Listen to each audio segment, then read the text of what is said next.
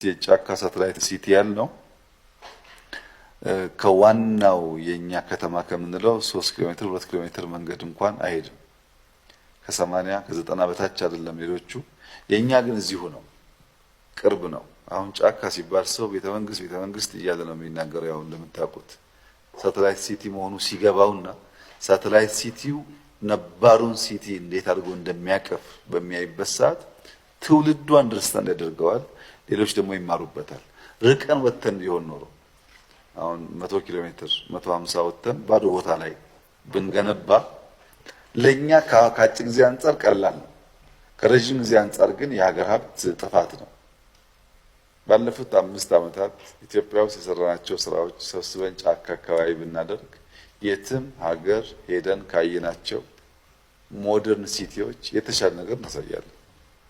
የተሻለን ጥያቄ የለውም። 26 ዓመት ምናምን የፈጀ ሳይሆን በአጭር ጊዜ ውስጥ በአፍሪካም በኤዥያም ከተሰሩት እጅግ የተሻለ ምክንያቱም ሃይ ኳሊቲ ነው። የኛም ስራዎች በጣም ጸዳል ናቸው። ኔቸር ጋር የተስማሙ ናቸው። ይሄ ለምን ይጠቅማል ያላችሁ እንደሆነ ለጉራ ኒው ካፒታል ሰርቻለሁ ብሎ ጉራ ለመንሳት ይሰራል። ከመጀመሪያው ከኛ ዓላማ ጋር ግን አይሄድም። የኛ ዓላማ ሀገር መገንባት ነው። የኛ ዓላማ ትውልድ መገንባት ነው። የኛ ዓላማ ትውልድና ሀገር የተገነባበትን ከተማ የሚመራ አመራር መፍጠር ነው።